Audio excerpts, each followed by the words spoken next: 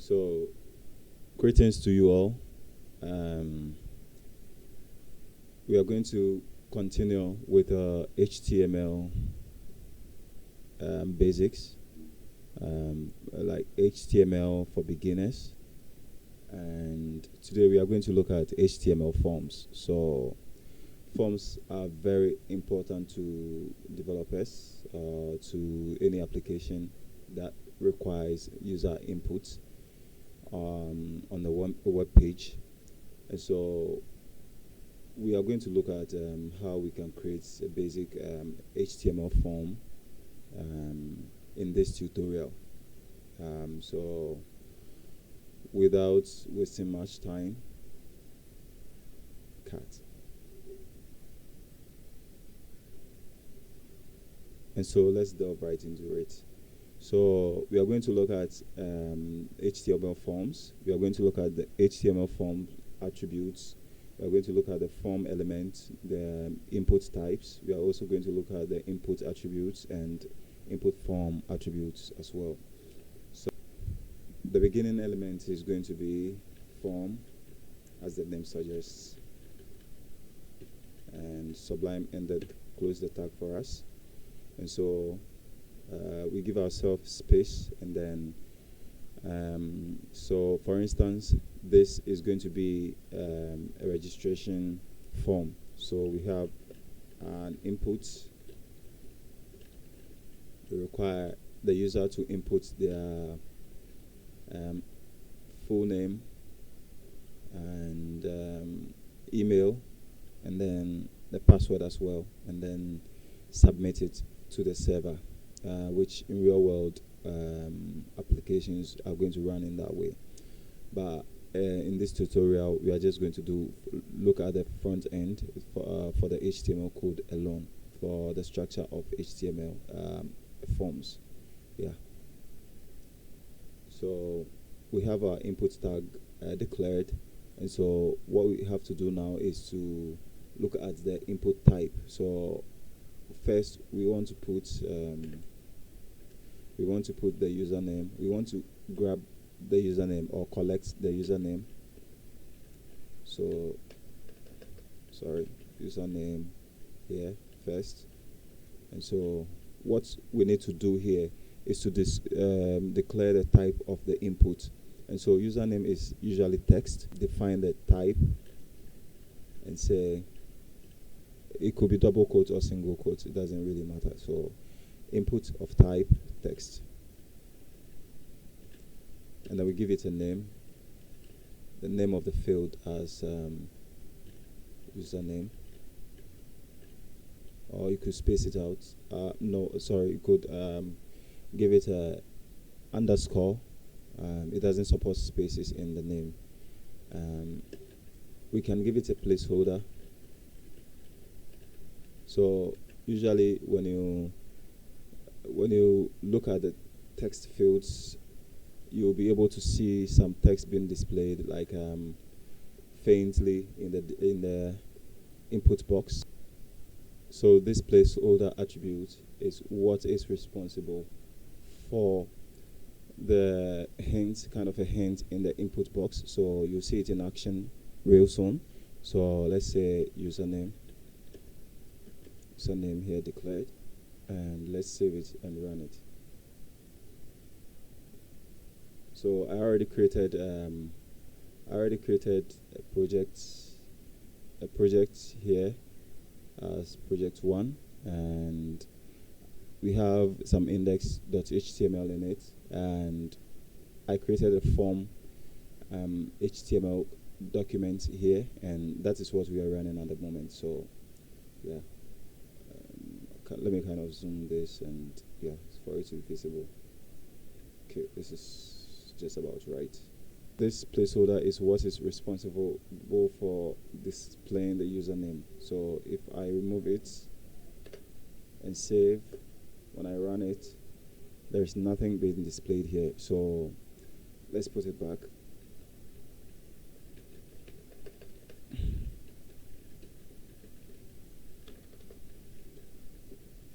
Save it. Yeah, there it is. So What else do we require? We require the user email.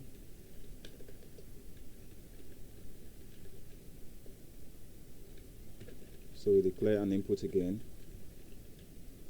and give it a type of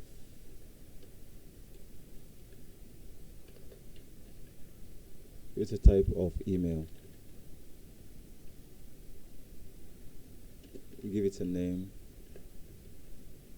as user email, or kind of one word. It should be underscore, but let's make it underscore. Could be camel case or underscore. Let's go with underscore. So when we save it, we run it, we have another tag here. Sorry, we have another inputs box appearing here. So yeah, let's look at the third one. Let's say, for instance, password. So input of type password.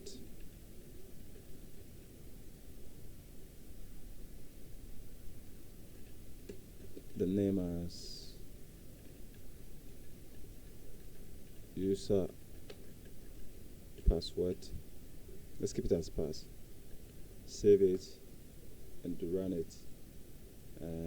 Okay, so we have this. Sorry, so we have a typo here. Let's run it again. Well, it didn't really break anything. So now we have to input we have to make our input our button that is going to be clicked to submit the form details. So input of type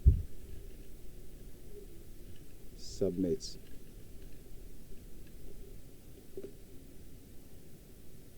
There we have it. There are other types as well. We have input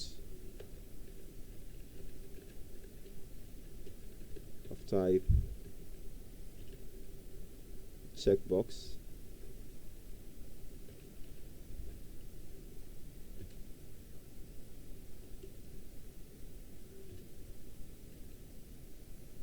So we might want to give it name, but this time we will not. We'll leave it this way. Okay, so this is the checkbox, and this is what it does. Let's copy this, paste it here, and this will be of type radio. And this is the input radio. Okay, so radio is usually in twos or one, and with a name attributes as, let's say, gender.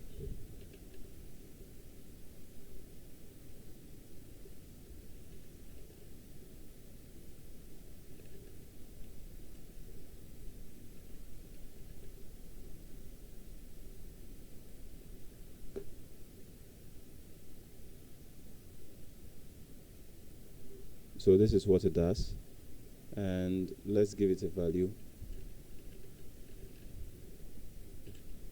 of male. Ladies first, but in this case let's just put the male. Another value as female. Save it, and then let's run it.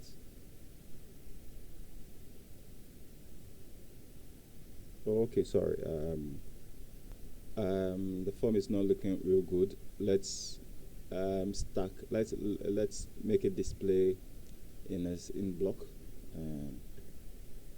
Okay, so let's add the break tag for each. Okay, much better. So yeah. No, this should come here.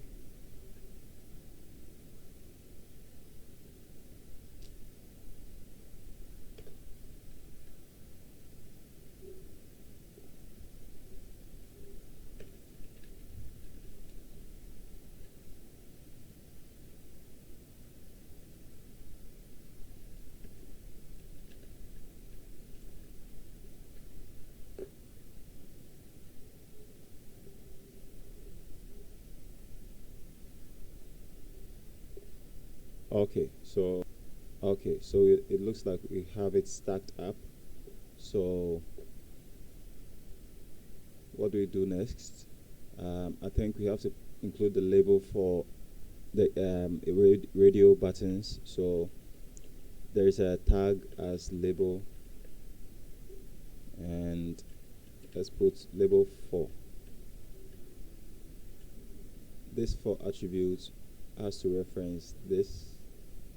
No, sorry. We reference the ID of a radio button. So this will be let's give it the same as male, and for this it's female. So this label is going to be for male, the male input, the male radio button, sorry. So we put male for it to display, and let's copy this, paste it right after the female.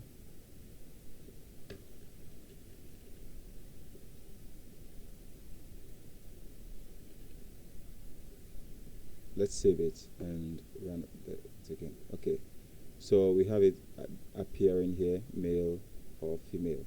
So you can either click on the label itself, and it's going to trigger the check or unchecked of the radio button on or off, and you can also click on the radio button itself to kind of toggle between them. So this is how radio buttons work. So typically this is the scenario you're going to use it, or probably you could use it when, let's say, you're having a form for users to select courses or something. So these radio buttons can be 10, 100, I don't know, many of them. It could be a lot of them, and then for each of them you are going to put the value and then the name, and then afterwards you put a label as well for the users to toggle. So this works for just a single select case. For instance, you select a course from the list of courses, so it's not going to allow the user to select more than one courses. But in the case of the checkbox, we can have many selections. So that's the difference between the radio button and then the checkbox button as well. Cut. Yeah, so let's go ahead and make some. Let's add one. Let's add two more checkboxes, and we have a name for them, and we'll have an ID attributes as well for them. Okay. So, for instance, this will be list of hobbies or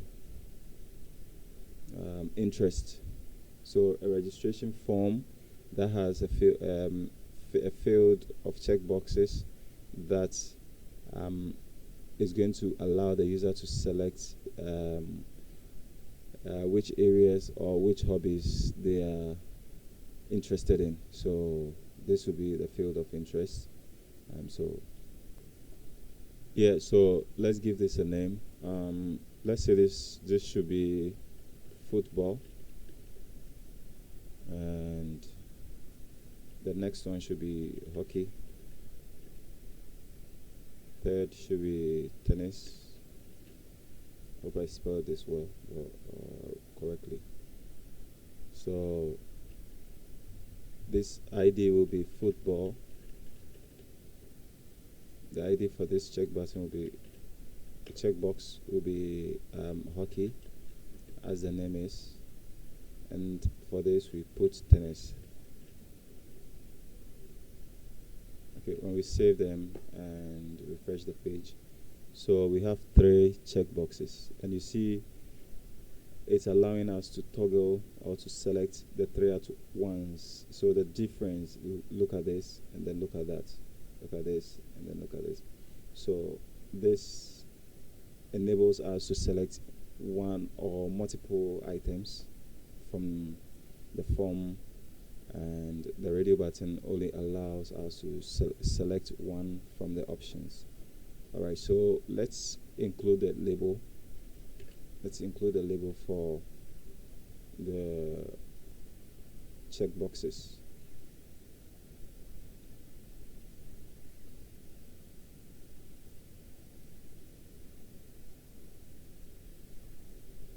So for this label, for football, and for the ID as football, and we'll copy it and paste it 2 times. So this will be for hockey, this will be for tennis. Let's change the names as well. Okay, save it, and yes, so this is what we have: football, hockey, and tennis. So if this user is interested in all 3 sports or checkboxes, they are free to select them. They could also select 1 or 2 or 3 or none at all. But I think in real world cases, at least one has to be selected. That's down to requirements though.